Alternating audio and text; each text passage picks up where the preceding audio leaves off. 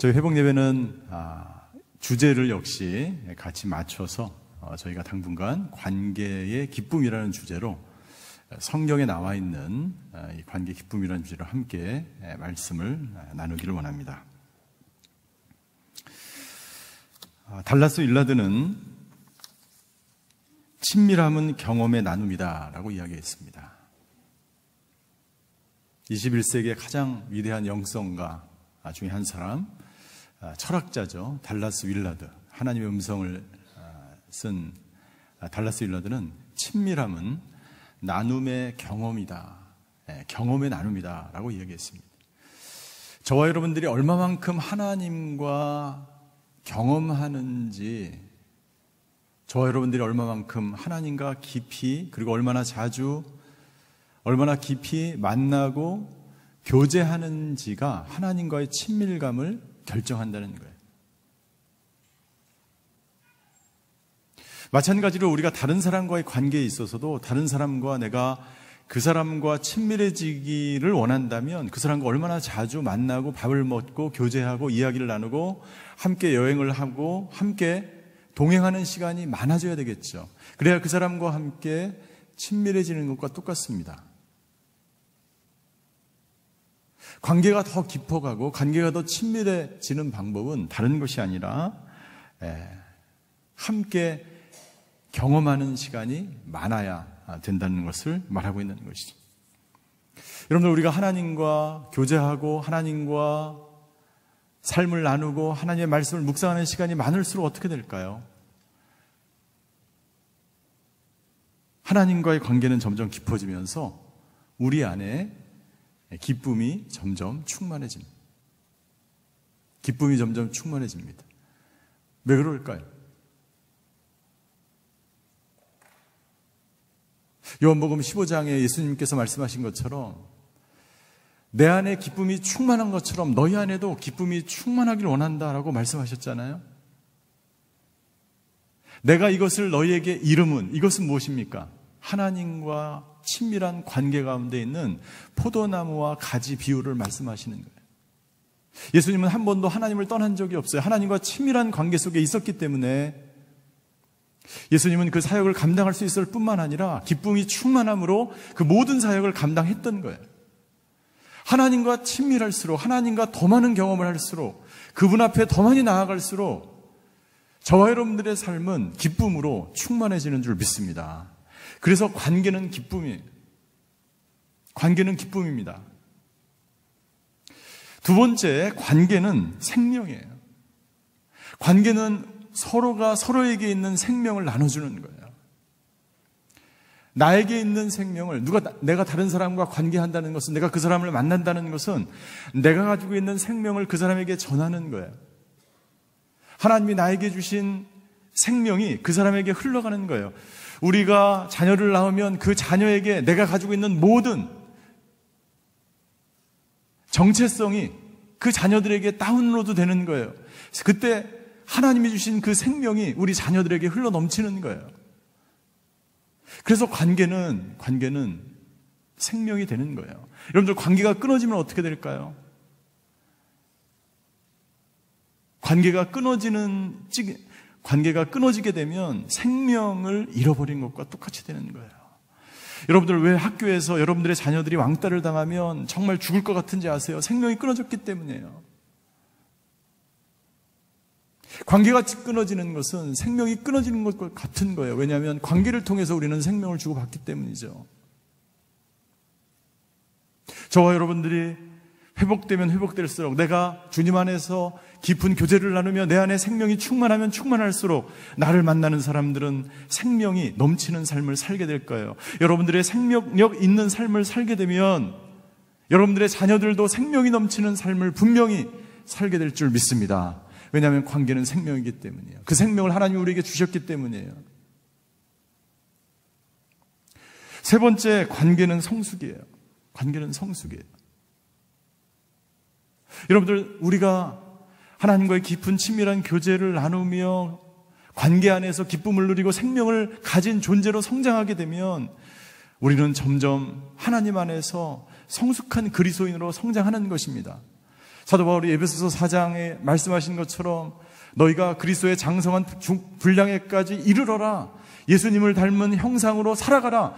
예수님을 닮은 성품으로 성장해가는 것이 우리 그리스도인 모두의 목표가 되는 거예요. 그래서 하나님과의 깊은 교제 가운데 있는 사람은 성숙한 사람이 될 수밖에 없는 거예요. 만약 당신이 예수님과 오랫동안 삶을 나누고 그분과 함께 친밀한 교제를 나누고 날마다 예배를 드림에도 불구하고 기쁨이 없고 생명력 넘치는 삶을 살지 못하고 당신이 아직 성숙하지 못하고 어린아이와 같은 신앙에 머물러 있다면 주님과의 관계에 문제가 있는 거예요. 관계는 우리에게 성숙을 가져다 줍니다. 예수님이 이 땅에 오신 이후 우리가 기쁨으로 이 세상을 누리며 살아가는 정체성을 가지고 살아가는 사람들이 되게 하려고 예수님이 이 땅 가운데 오셨고 그리스도의 장성한 분량에까지 이르라고 사도 바울은 우리에게 말씀하고 있습니다. 여러분들, 성숙한 사람이 된다는 것은요, 그냥 하루아침에 이루어지지 않습니다. 어린아이가 시작해서 노년에 이르기까지 수많은 시간 동안 수많은 관계 형성을 통해서 그 사람이 누구와 어떻게 관계를 맺었느냐에 따라서 그 사람의 성숙이 결정되는 거예요. 만약 여러분들의 자녀들이 그 나이 때 성숙을 이루지 못했다면 어떻게 해야 될까요? 훈련을 시켜야죠. 어떻게 여러분들 어린이 부모 하트스쿨에 오셔야 되는 거예요. 그래서 이 훈련이 왜 있는 필요가 있는 이유를 제가 말씀드리는 거예요. 나는 부모로서 어린아이를 성숙하게 길러낼 책임과 의무가 있는 거예요. 그런데 나는 그런 것을 부모로부터 받은 적이 없어요. 나는 성숙한 부모를 만나지 못했어요. 그렇다면 함께 와서 어린이 부모 하트스쿨을 통해서 여기 있는 모든 프로그램들을 보세요. 이 프로그램들이 당신의 자녀를 변화시키는 것이 아니라 이 프로그램 속에서 진행되는 관계를 통해서 다른 아이들과 관계가 어떻게 형성되는지, 그리고 하나님과의 관계를 어떻게 이뤄나갈 수 있는지를 배워나가면서 이 아이는 점점 성숙해 가는 거예요. 만약 당신이 당신의 자녀들에게 이것을 가르치지 않았다면 여러분들 주위에 있는 자녀들을 이곳에서 보내세요. 관계 안에서 성숙해질 수 있습니다. 관계를 떠나서는 성숙할 수 없어요. 예수님께서 왜 이 땅 가운데 오셔서 12제자와 함께 하나님의 나라를 이루어갔습니까? 혼자서 다 하셔도 되는데, 혼자서 하실 수 있잖아요. 능력이 있으신 분이잖아요. 그런데 왜 공동체로 함께 관계를 통해서 하나님의 나라를 이루어가는 거예요. 여러분들, 어떤 사람도 혼자 홀로 도서관에 혼자 앉아서 2000권의 책을 읽는다 그래서 당신이 성숙해지는 게 아니에요. 당신 안에 기쁨이 넘치는 게 아니에요.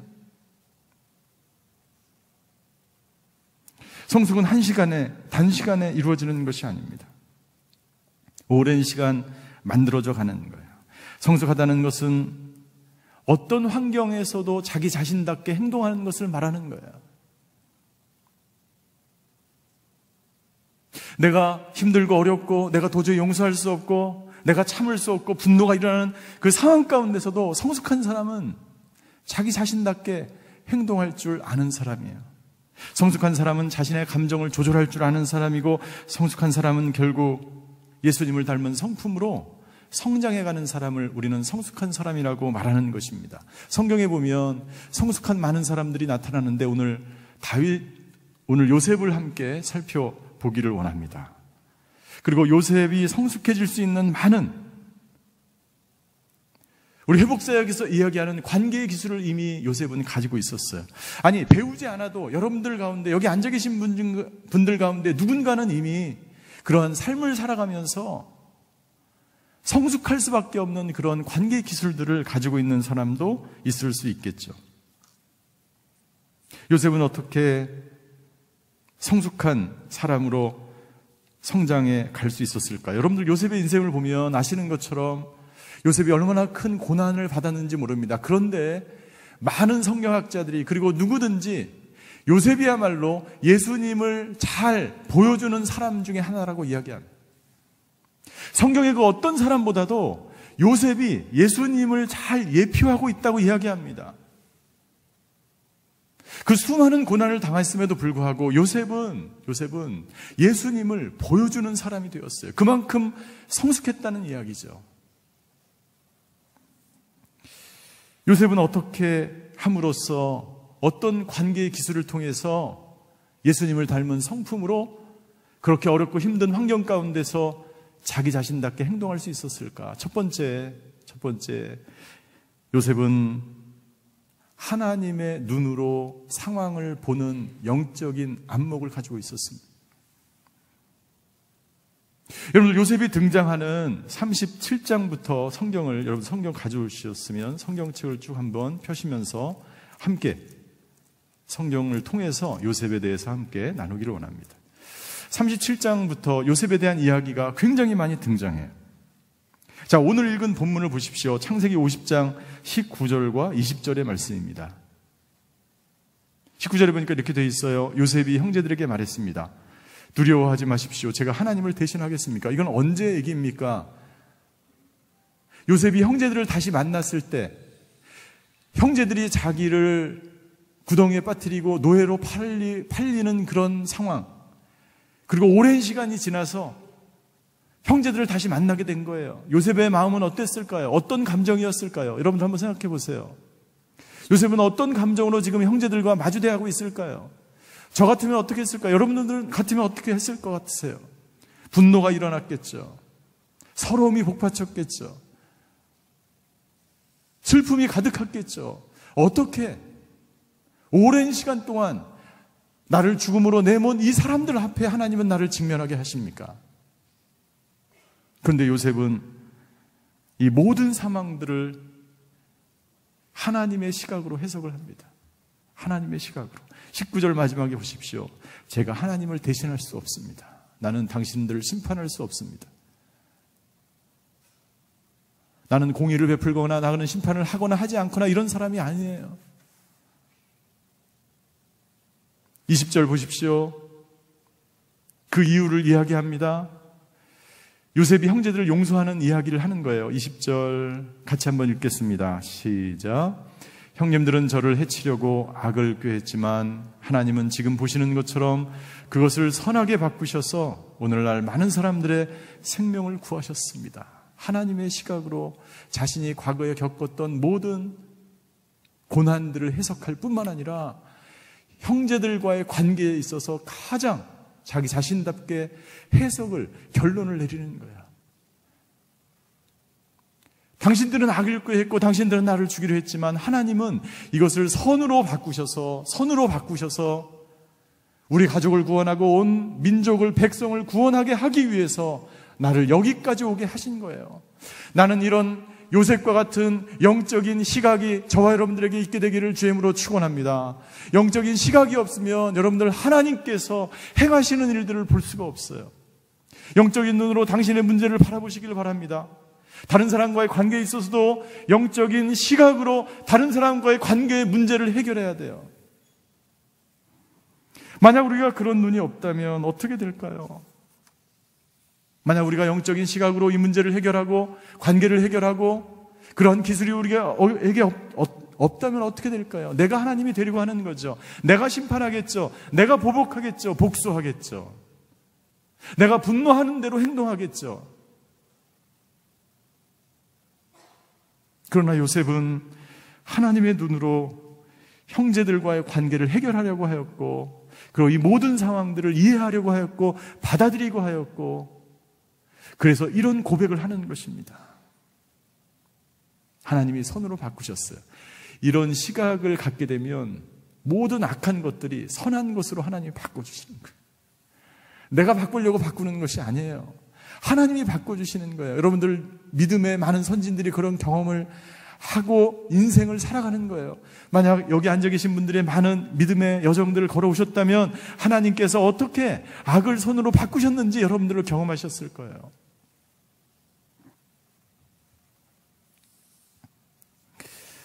영적인 눈으로 세상을 바라보면 문제를 해결할 수 있어요. 선으로 해결할 수 있어요. 그리고 하나님의 시각을 갖게 되면 하나님이 볼 때 자기 자신답게 행동할 수 있는 거죠. 요셉은 아시는 대로 어렸을 때부터 꿈을 꾸었습니다. 요셉이 꿈을 꾸고 꿈을 해석할 때 요셉은 자기 방법대로 해석하지 않았어요. 요셉을 꿈장이라고 이야기합니다. 그리고 그 꿈은 이루어졌습니다. 여러분들의 자녀들이 혹은 여러분들이 꿈꾸는 꿈과 그 비전이 어떻게 이루어져 나갈 수 있을까요? 하나님 안에서 어떻게 빚어질 수 있을까요? 그것은 하나님이 주신 영적인 시각이 여러분들에게 있어야 돼요. 이것이 없으면 꿈이 있고 비전이 있는데 그것이 어떤 방향으로 나갈지, 그것이 이루어질지 않을지 나는 확신이 없어요. 창세기 41장 15절과 16절에 보면, 창세기 41장 15절과 16절, 바로가 요셉에게 이렇게 이야기합니다. 요셉이 바로에게 끌려갔어요. 감옥에서 빵 굽는 관원장을 만나서 술 굽는 관원장은 죽게 되고 그의 꿈의 예언대로, 그리고 빵 굽는 관원장이 바로에게 이야기해서 꿈을 정말로 잘 해석하는 사람이 있습니다. 바로가 그 사람을 데려와라. 내가 꿈을 꿨는데 도저히 해석이 되지 않는다. 그래서 바로가 15절에 이렇게 이야기합니다. 바로가 요셉에게 말했습니다. 내가 꿈을 꿨는데 아무도 그것을 풀지 못했다. 내가 너에 대해 하는 말을 들어보니 너는 꿈 이야기를 들으면 풀 수 있다고 하더구나. 그러자 16절, 요셉이 바로에게 대답했습니다. 같이 읽겠습니다. 시작. 요셉이 바로에게 대답했습니다. 제가 아니라 하나님께서 바로께 평안한 대답을 주실 겁니다. 내가 아닙니다. 꿈을 해석하는 사람은 내가 아닙니다. 꿈을 성취하시는 분도 내가 아닙니다. 꿈을 이루어 나가며 하나님이 원하시는 대로, 이끌어 가시는 대로 그 꿈은 결국 이루어질 거예요. 그리고 요셉의 꿈은 그렇게 이루어졌죠.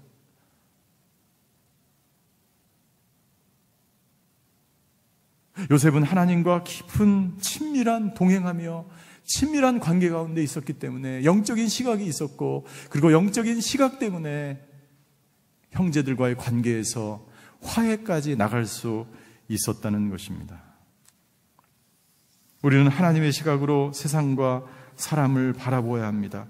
우리는 사람들을 볼 때 그 사람의 문제와 실수를 보는 것이 아니라 하나님께서 그들을 창조하신 원래 모습대로 그 사람들을 봐야 돼요. 여러분들의 자녀를 볼 때도 마찬가지. 여러분들의 자녀를 볼 때 여러분들의 자녀들이 무엇을 했는지, 잘했는지, 못했는지를 보는 것이 아니라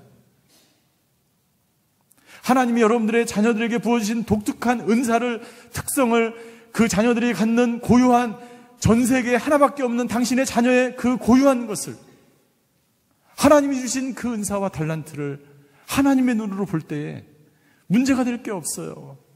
문제가 될 게 없어요. 제가 그런 눈으로 우리 아들을 보니까 문제가 될 게 없더라고요. 우리 아들이 참 자유로운 영혼이에요. 자유로운 영혼 무슨 뜻인지 아시죠? 굉장히 독특해요. 아트를 전공해서 그런지 아주 독특해요.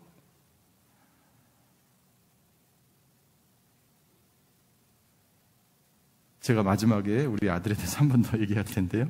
시간이 없어서.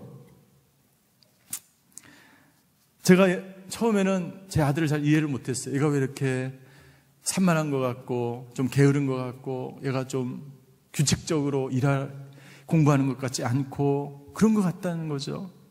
그런데 가만히 보면 얘가 제 자랑이 아니라 얘가 시험 직전에, 학교 입학하기 직전에 시험을 잘 보는 거예요. 좋은 학교는 다 들어가는 거예요. 좋은 학교. 별로 감동이 안 되시는구나.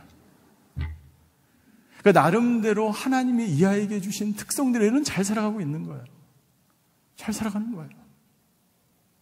옆에서 그냥 규칙적인 삶을 살아온 부모가 그냥 안타까울 뿐이지 얘는 나름대로 건강하게 성장해가고 있더라고요.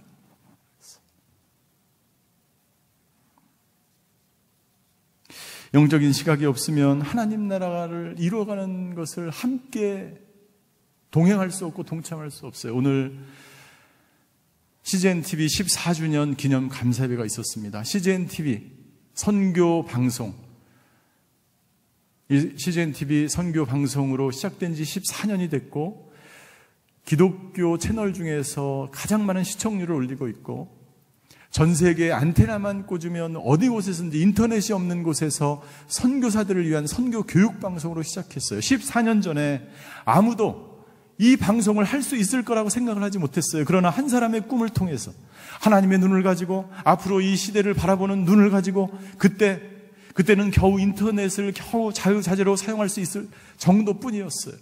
위성으로 선교사님들이 아마존에서 그리고 저 밀림에서 저 섬에서 그 방송을 들을 거라고, 그 방송이 그렇게 그들에게 도움이 될 거라고 생각한 사람은 아무도 없었어요. 14년이 지난 지금 전국, 전 세계 방방곡곡에서 하나님의 시각을 가진, 영적인 눈을 가진 한 사람에 의해서 이 방송이 전 세계 선교사님들을 교육시키는데, 그리고 제3세계 신학생을 키우는데 이 방송이 사용되고 있다는 놀라운 사실이에요. 요셉에게 있었던 이 영적인 눈이, 영적인 시각, 하나님의 시각이 바로 요셉을 요셉답게 만들 수 있었다는 것이죠. 두 번째, 요셉은 자신의 감정을 조절할 줄 알았습니다. 요셉은 자신의 감정을 조절할 수 있었기 때문에 자기 자신답게 행동함으로 성숙한 사람으로 성장해 가기 시작했다는 것이죠. 여러분들 45장으로 한번 가보시기 바랍니다. 45장에 가시면 요셉은요, 형들을 만나고 나서 자신의 정체를 밝힐 때 그가 통곡하면서 크게 소리를 내면서 울었다 그랬어요. 소리를 내면서 울었는데 그것이 궁정 전체에 들렸고 바로가 있는 궁정에까지 들리기 시작했고 애국 사람까지 들리기 시작했어요. 여러분, 이 감정은요, 그냥 있는 그대로 모든 사람들이 자연스럽게 나올 수밖에 없는 감정이죠. 감정이에요. 말씀드린 대로 서러움과, 한편으로는 분노와, 한편으로는 슬픔과, 한편은 부모님에 대한 그리움과, 한편으로는 가족에 대한 애절함이 모두 다 섞여 있는, 인간이 경험할 수 있는, 또 형들이 자기를 죽이려고 했던 그 배반감, 저와 여러분들이 인생에 있어서 가지고 있는 모든 감정을 요셉은 이 45장에서 쏟아내고 있는 것입니다. 그런데 중요한 사실은 요셉이요, 형들에 대해서 분노하지 않았다. 형들에 대해서 절망하지 않았다는 거예요. 형들에 대해서 혐오감을 느끼지 않았다는 거예요. 그 형들에 대해서 두려워하지 않았다는 거예요. 우리가 이 세상을 겪으면서 피할 수 없는 감정 6가지 제가 말씀드렸습니다. 분노와 두려움과 슬픔과 수치심과 혐오감과 절망은 우리가 인생에 있어서 피할 수 없는 감정들이에요. 여러분들, 우리는 수시로 오늘 하루에도 이 6가지 감정을 계속해서 우리는 겪어나가면서 살아가는 거예요. 근데 요셉은 충분히 형제들에게 이런 감정을 쏟아낼 수 충분히 있죠. 분노할 수 있죠. 너희가 어떻게 나를 이렇게 만들었냐라고 이야기할 수 있죠. 그러나 요셉은 그렇게 하지 않았어요. 그렇게 하지 않았어요. 가장 기본적인 감정에 충실했습니다. 형들을 보고 울었어요. 하염없이 울었어요. 그리고 내가 바로 요셉의 형님들이라고 말하였습니다. 요셉은 자신의 감정이 혼란스러울 때 그 감정을 조절할 줄 알았고, 그리고 그 감정을 조절할 수 있으므로 자신이 어떻게 행동할 줄 알았던 거예요. 요셉은 자신의 감정뿐만 아니라 자신의 욕망도 조절할 수 있는 사람이었어요. 여러분들 잘 아시는 것처럼 창세기 39장으로 가보시면, 창세기 39장에 그가 옥에 갇혀서 가게 된 결정적인 동기가 무엇입니까? 보디발의 아내의 유혹으로 인해서 오해를 받아 그가 감옥에 가게 됐죠. 그리고 결국 그는 감옥에 갇히게 됩니다. 창세기 39장 10절을 보십시오. 창세기 39장 10절에 보니까 보디발의 아내가 날이면 날마다 요셉에게 끈질기게 요구했지만 요셉은 그녀와 함께 자기를 거절했을 뿐만 아니라 함께 있으려고도 하지 않았다라고 기록하고 있습니다. 요셉은 청년의 나이입니다. 자신의 감정을 조절할 줄 모르는 나이예요. 그러나 요셉은 굉장히 훌륭하게 자신의 감정과 넘어서서 자신의 욕망을 조절하며 보디발의 아내가 이 39장을 쭉 읽어보시면 끝까지 요셉을 찾아옵니다. 그리고 요셉의 옷자락을 붙잡습니다. 그러나 요셉은 끝까지 그 옷자락을 뿌리치며 뭐라고 기록되어 있습니까? 요셉은 보디발의 아내를 뿌리치며 집 밖으로 도망쳤다고 그랬어요. 집 밖으로 도망쳤어요. 집 밖으로 도망치면 어떻게 될지 요셉은 알았을 거예요. 감옥이죠. 네. 주인의 말을 듣지 않은 거죠. 그럼에도 불구하고 요셉은 자기 자신답게 행동하였습니다. 집 밖으로 도망갔죠.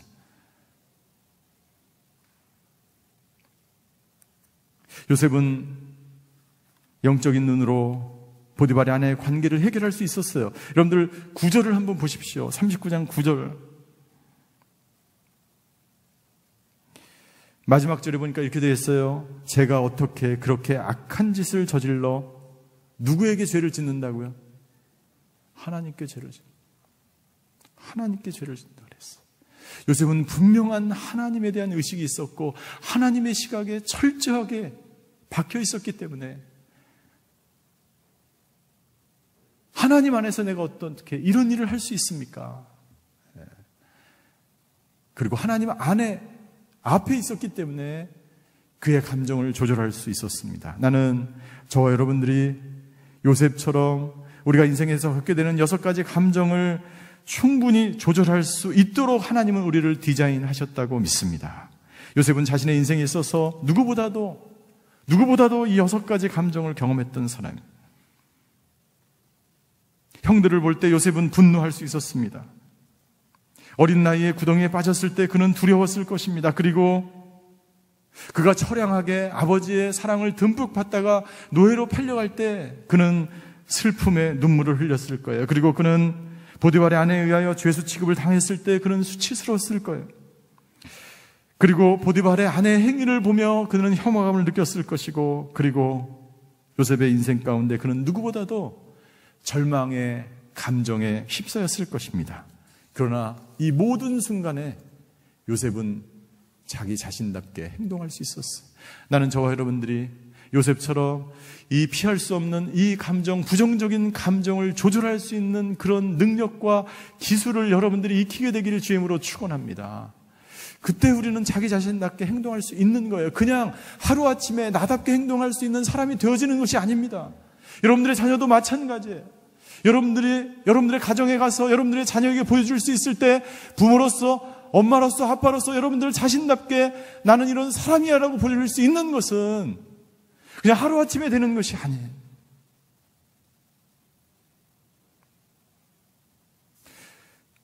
우리는 부정적인 감정 가운데 있을 때 자신의 감정을 조절할 수 있어야 하고, 부정적인 감정 가운데 휘말릴 때 다른 사람에게 상처를 줘서는 안 되고, 부정적인 감정 가운데서도 다른 사람과 관계를 끊으려고 해서는 안 돼요.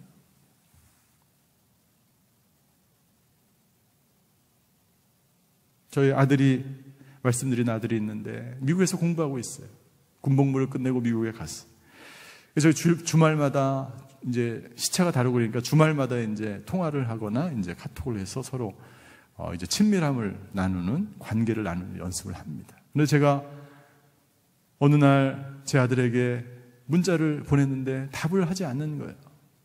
그래서 제가 한번 보여주시겠어요? 예. 예. 제가 끊임없이, 무슨 요일입니까? 첫 번째가 무슨 요일이에요? 토요일이에요. 그 다음에 보낸 게 주일이에요. 그리고 월요일이에요. 무려 3일 동안 연락이 두절됐어요. 여러분들 어떻게 생각하십니까? 만약 여러분들의 자녀들이 3일 동안 연락을 안 받는다, 그러면 어떤 생각이 들까요? 제가 3일째 되는 날 막 속에서 이 자식은 아니고 이놈 봐라 하면서 제 안에 처음에는 그냥 감정이 딱 올라오는데 그 다음엔 머리에서 복잡한 생각이 드는 거예요. 이거 무슨 사고가 났을까? 굶어 죽었나? 얘가 아프리카 어디 갔나? 여러 가지 생각이 나는 거예요.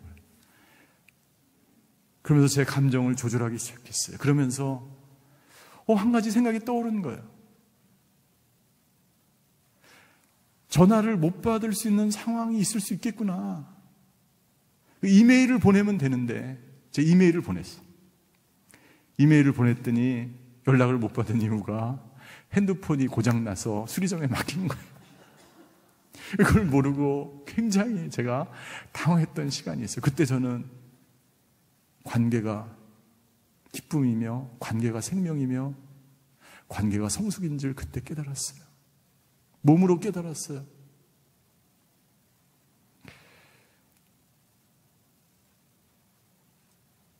세 번째, 요셉은 고난 가운데 감사가 있었습니다. 요셉은 고난 가운데 감사가 있었습니다. 요셉이 고난 가운데 감사했던 증거가 있는데 어디를 보면 알냐면 요셉이 제사장 보디베라의 딸 아스낫을 통해서 2명의 아들을 낳습니다. 창세기 41장을 한번 보시겠어요?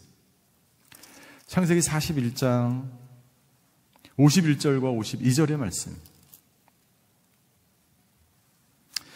하나님께서 2 아들을 주셨는데 첫 번째 아들은 므낫세고 두 번째 아들은 에브라임입니다. 그런데 뭐라고 기록했습니까?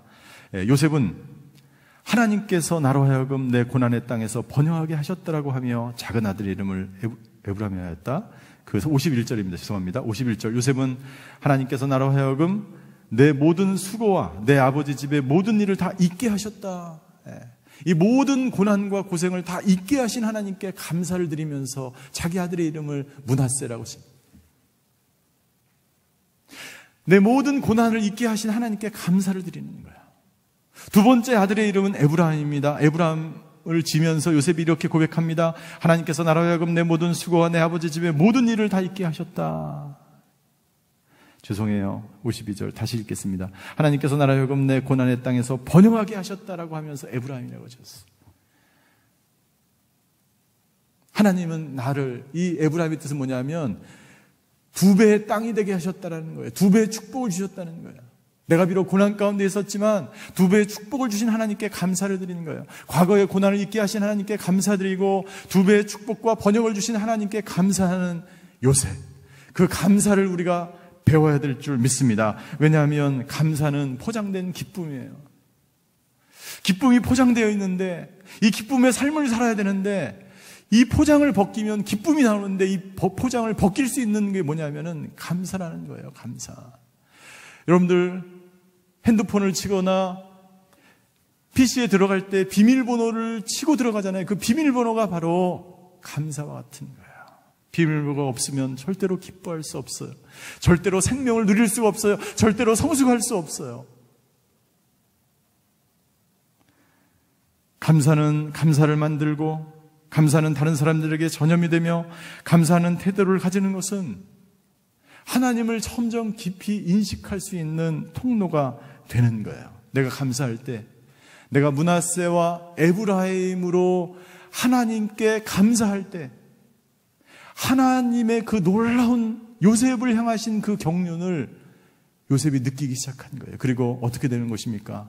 요셉은 하나님과 동기화되기 시작하는 거예요. 동시적 상호 교류를 이루는 거예요. 동시적 상호 교류. 요셉은 누구보다도 감사할 조건이 아무것도 없는 인생이었습니다. 형들에 의해서 노예어 팔려간 것은 감사한 일이 결코 아니죠. 감옥에 갇혔던 경험을 하는 것 감사한 일이 아니죠. 보디발에게 아내에게 억울한 누명을 쓰는 것 감사한 일이 아니죠.